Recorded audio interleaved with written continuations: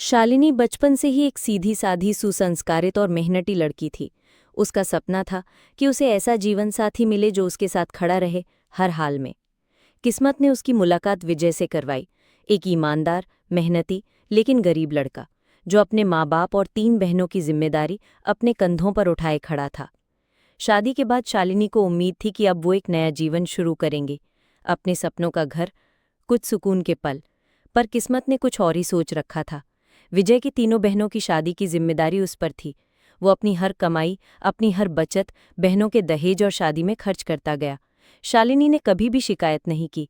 वो जानती थी कि ये विजय की जिम्मेदारी है और उसका साथ देना उसका धर्म है। कई साल बीत गए। तीनों बहनें अपने अपने ससुराल चली गई। विजय अब थक चुका था, तन से भी और मन से भी। पहली बार उसने शालिनी से कहा, अब हमारी जिंदगी शुरू होगी शालिनी।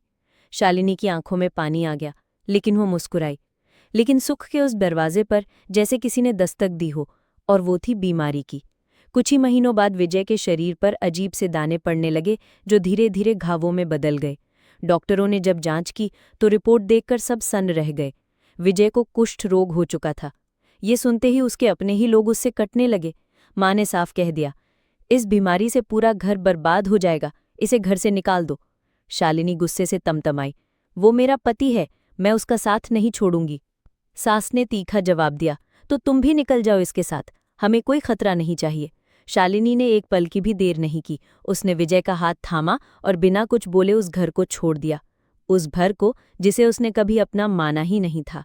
एक पुरानी टूटी फूटी झोंपड़ी शहर के कोने में उन्हें मिल गए। वहीं उन्होंने अपना नया संसार बसाया। शालिनी ने पास के मंदिर में सफाई का काम पकड़ा, कभी लोगों के कपड़े धोए तो कभी झाड़ू पोछा किया, और जो भी कमाई होती उससे विजय की दवाइयाँ और खाने का इंतजाम करती। विजय की हालत दिन ब दिन बिगड़ती जा रही थी, लेकिन शालिनी ने उसकी सेवा में कोई कसर नहीं छोड़ी। उसके घाव साफ करती, पट्टियां बदलती, उसे खाना खिलाती और रात में उसके पास बैठकर भजन गाती, ताकि वो चैन की नींद सो सके। पड़ोसी कभी कभी दया से कुछ मदद कर देते, लेकिन कई लोग अब भी नाक भौं सिकोड़ते, छी, ये तो कुष्ठ रोगी है, दूर रहो इससे। शालिनी सब कुछ चुपचाप सहती रही। एक दिन बारिश की कड़कती रात में विजय की तबीयत अचानक बहुत बिगड़ गई। उसका बुखार तेज था, सांसें उखड़ रही थीं। शालिनी भागकर मंदिर के पुजारी को बुलाने गई, लेकिन जब वो लौटी, विजय की आंखें अधखुली थीं। वो बोला, शालिनी, मैंने जिंदगी में कभी सुख नहीं देखा। बचपन से ही जिम्मेदारियों ने जकड़ा रहा, फिर बहनों का बोझ, फिर ये बीमारी। शालिनी रो रही थी। उसका सिर विजय की छाती पर था। विजय की आंखों से आंसू निकले। लेकिन जब से तू साथ है, मुझे पहली बार सच्चा प्यार और सच्चा सुख मिला है। तू मेरी जिंदगी की सबसे बड़ी दौलत है। अब लगता है मर भी जाऊं तो चैन से मरूंगा, क्योंकि तूने मुझे सुख का मतलब सिखाया। और इतना कहकर विजय की आंखें बंद हो गईं। विजय के जाने के बाद शालिनी ने उसकी अंतिम क्रिया खुद की। किसी ने मदद नहीं की, लेकिन फिर भी वो टूटी नहीं। उसने उसी मंदिर के पास एक छोटी सी झोंपड़ी बनवाई, जहां वो आज भी गरीबों और रोगियों की सेवा करती है। लोग आज भी उससे पूछते हैं, शालिनी, तुझे क्या मिला उस रिश्ते से? शालिनी मुस्कुराती है, उसने मुझे अपना सबसे आखिरी सुख दिया था, और मैं वही बनकर आज भी जी रही हूँ, किसी का सुख। विजय के अंतिम संस्कार के बाद शालिनी बिल्कुल अकेली रह गई थी। झोंपड़ी का एक कोना अब भी उसके लिए सांसों से ज्यादा विजय की यादें संजोए बैठा था। लेकिन वो टूटकर बैठने वालों में से नहीं थी। विजय की अंतिम इच्छा, तू लोगों के लिए सुख बन जा, वो उसे अब भी हर रात सुनाई देती। उसने उसी मंदिर के पास एक छोटी सी कुटिया बनाई और उसमें एक तख्ती टांग दी, सुखालय, कुष्ठ रोगी आणि निराधारांसाठी सेवा केंद्र। शुरुआत में लोग हंसे, कुछ ने उसे पागल कहा, एक विधवा और ऊपर से कुष्ठ रोगियों के लिए सेवा, समाज थू-थू करेगा। ऐसा कहने वालों की कमी नहीं थी, लेकिन शालिनी ने किसी की नहीं सुनी। विजय को खोकर उसका डर भी मर चुका था। अब वो सिर्फ अपने मकसद के लिए जी रही थी, पीड़ितों के लिए सुख बनना। पहली मदद। पहले ही हफ्ते में एक वृद्ध महिला मंदिर के सामने बेहोश पड़ी मिली। पैर में सड़न शुरू हो चुकी थी और कोई उसे छूने को भी तैयार नहीं था। शालिनी ने उसे उठाया, कंधे पर लादा और अपने सेवा केंद्र में ले आई। महिला को गर्म पानी से नहलाया, घाव साफ किए, हल्का भोजन कराया और रात भर उसके पास बैठी रही। अगले दिन उस वृद्धा ने थरथराती आवाज में कहा, बेटी, तू देवी है क्या? शालिनी की आंखें भर आईं। नाही, मी फक्त एका माणसाची सावली आहे, जो शेवटपर्यंत सुख शोधत होता. वो वृद्धा उसकी पहली निवासी बनी। समाज का सामना। जैसे जैसे सेवा केंद्र में लोग जुड़ने लगे, वैसे वैसे समाज का विरोध भी बढ़ता गया। पास के दुकानदारों ने शिकायत की, इससे गंदगी फैलेगी, बीमारी फैल जाएगी। मंदिर के पुजारी ने कहा, लोग मंदिर आना छोड़ देंगे, ये सब बाहर करो। एक दिन तो कुछ लोगों ने उसकी झोपड़ी पर पत्थर फेंके। एक कांच का टुकड़ा शालिनी के माथे पर लगा, खून बहने लगा। लोगों ने सोचा अब तो ये सेवा बंद करेगी, लेकिन अगली सुबह मंदिर के बाहर वही शालिनी, वही मुस्कान, वही सेवा। उसने मंदिर के बाहर एक बोर्ड टांग दिया, जो लोग मेरे रोगियों से डरते हैं, कृपया मंदिर अंदर से देखें, बाहर से नहीं, परमात्मा सब में है। ये पंक्तियां बहुतों के दिल को छू गईं। धीरे धीरे विरोध कम होने लगा और कुछ लोग मदद को भी आगे आने लगे। सरकारी नजरें। एक दिन एक समाज सेविका स्नेहा देशमुख, जो जिला महिला सहायता मंडल से जुड़ी थी, किसी अन्य केस के लिए मंदिर आईं। उन्होंने शालिनी को वृद्धों रोगियों की सेवा करते देखा।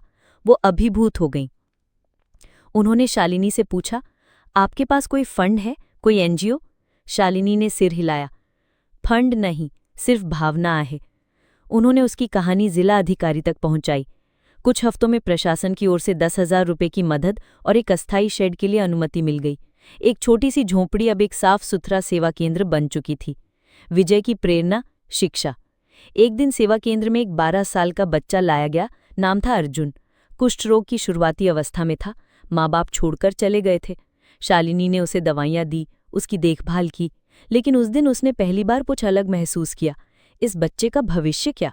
उसने पास के प्राइमरी स्कूल में अर्जुन का दाखिला करवाया। हर दिन उसे खुद नहाकर, साफ कपड़े पहनाकर स्कूल भेजती। अर्जुन ने जल्द ही क्लास में अव्वल आना शुरू कर दिया। एक दिन वो बोला, माँ, बड़ा होकर डॉक्टर बनूंगा, तेरे जैसे लोगों के लिए। शालिनी की आंखों से खुशी के आंसू झरझर बहने लगे। विजय की कही बात, मुझे अब सुख मिलेगा, सच होती नजर आ रही थी। सम्मान और समाज की स्वीकृति। समय बीता। सुखालय अब 20 लोगों का स्थायी सेवा केंद्र बन चुका था। वृद्ध, रोगी, अनाथ, सबको यहाँ एक परिवार मिल गया था। स्थानीय विधायक ने एक दिन विशेष दौरा किया और शालिनी को जिला गौरव महिला के पुरस्कार से सम्मानित किया। समाचार पत्रों में उसका नाम छपने लगा। पति की याद में सेवा करती महिला बनी 100 से ज्यादा जिंदगियों का सहारा। जहां कभी लोग उसे कुष्ठ रोगी की पत्नी कहकर तिरस्कार करते थे, वहीं अब वो लोग उसके पैर छूने लगे। लेकिन शालिनी का दिल कहीं और था। वो हर रात विजय की तस्वीर के सामने दिया जलाकर कहती, तुझं सुख अजून चालू आहे विजय, अजूनही कुणाला तरी लाभत आहे। समापन। एक नई शुरुआत। आज सुखालय की गेट पर एक नई तख्ती टंगी है। इथे भक्त रोग नहीं, समाधान ही बरे केला जाते। शालिनी अब एक मिशन बन चुकी है। वो महिलाओं को ट्रेनिंग देती है, बेसिक नर्सिंग, प्राथमिक इलाज, मानसिक संबल। विजय भले ही इस दुनिया से चला गया हो, पर उसका आखिरी सुख आज भी सैकड़ों लोगों के जीवन में जीवित है, शालिनी के रूप में। समय किसी के लिए नहीं रुकता। विजय के जाने के बाद शुरू हुई शालिनी की सेवा यात्रा अब एक दशक पार कर चुकी थी। सुखालय अब एक पहचान बन चुका था। एक ऐसी जगह जहां ना कोई जात पात देखी जाती थी, ना बीमारी से भेदभाव। और उस सेवाधारा का सबसे सुंदर फूल था अर्जुन। शिक्षा की जिद। अर्जुन अब 22 साल का हो चुका था, कुशाग्र, अनुशासित और बेहद संवेदनशील। उसकी आंखों में डॉक्टर बनने का सपना नहीं, बल्कि सेवा लौटाने का वादा था। शालिनी ने जैसे उसे गोद लिया था, उसने ही उसकी फीस भरी, उसे पढ़ाया और समाज के हर ताने से उसकी ढाल बनी। अर्जुन ने नीट परीक्षा पास की और सरकारी मेडिकल कॉलेज में MBBS में दाखिला लिया। गांव वालों की आंखें फटी की फटी रह गईं। एक कुष्ठ रोगी का बेटा डॉक्टर। शालिनी जब उसे हॉस्टल छोड़ने गई तो अर्जुन रो रहा था। तुम नहीं होती ना, तो मैं भी नहीं होता। शालिनी ने उसके सिर पर हाथ फेरते हुए कहा, जाता है स्तर डॉक्टर बन, पण परत ये, जे मी केला ते पुढं चालवायला। सुखालय का विस्तार। जब अर्जुन शहर में पढ़ाई कर रहा था, तब शालिनी ने सुखालय में एक नया विभाग शुरू किया, बाल संगोपन केंद्र, जहां अनाथ, बीमार और छोड़े गए बच्चों को घर, शिक्षा आणि प्रेम दिला जात होता। महिलाएं अब वहां सेविका बन चुकी थी। कभी जिन्हें समाज ने ठुकरा दिया था, वो अब दूसरों को संभालने लगी थी। शालिनी ने गांव की लड़कियों को स्वावलंबी बनाना शुरू किया। उन्हें सिलाई, नर्सिंग, प्राथमिक उपचार की ट्रेनिंग दी जाती थी। धीरे धीरे सुखालय सिर्फ एक संस्था नहीं, एक आंदोलन बन गया। अर्जुन की वापसी। एमबीबीएस के बाद अर्जुन ने एमडी किया, डर्मेटोलॉजी में, लेकिन उसने किसी बड़े अस्पताल में जॉब नहीं लिया। उसकी वापसी गांव में ही हुई, डॉक्टर अर्जुन सेवा क्लिनिक के रूप में। पहले दिन उसने शालिनी को कुर्सी पर बैठाया, फूलों का हार पहनाया और कहा, आज ये क्लिनिक नहीं, एक संकल्प खुल रहा है। अब सुखालय के बगल में अर्जुन का क्लिनिक था, जहां कुष्ठ रोगियों और स्किन संबंधी बीमारियों का फ्री इलाज होता था। उसने सरकार से मिलकर एक विशेष योजना शुरू करवाई, शालिनी स्वास्थ्य योजना, जिसमें हर सप्ताह मेडिकल कैंप लगते, मुफ्त दवाइयां दी जाती और जागरूकता अभियान चलते। सम्मान और श्रद्धांजलि। शालिनी अब 65 साल की हो चुकी थी। उसके बाल सफ़ेद हो चले थे, लेकिन आंखों की चमक आज भी वही थी, विजय के आखिरी सुख बनने की चमक। राज्य सरकार ने उसे जननी सेवा रत्न पुरस्कार से सम्मानित किया। मीडिया, अखबार, सब जगह उसकी चर्चा होने लगी। लेकिन शालिनी को सबसे ज्यादा सुख तब मिला जब एक दिन अर्जुन उसे ले जाकर एक मूर्ति का अनावरण करता है।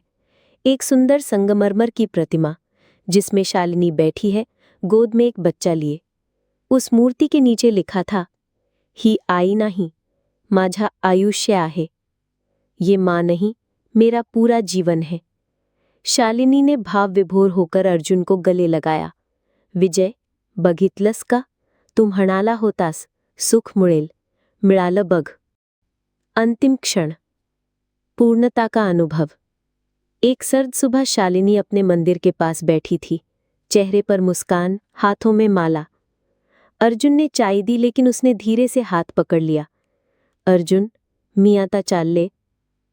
आई, असं नको बोलू, तूच तर सर्वांना जोडून ठेवली आहेस.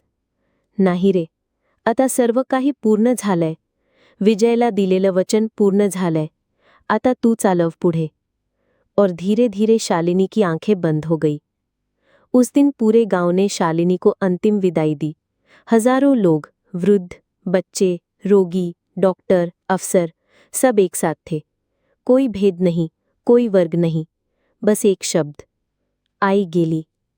अंतिम दृश्य। आज सुखालय एक राष्ट्रीय स्तर की सेवा संस्था है। भारत के 3 राज्यों में इसकी शाखाएं हैं। डॉक्टर अर्जुन आज भी उसी गांव में है, सेवा में, मां के सपने को जीता हुआ। और सुखालय के गेट पर अब एक नई तख्ती टंगी है। ये घर विजय के आखिरी सुख से जन्मा और अब हजारों के पहले सुख की शुरुआत है।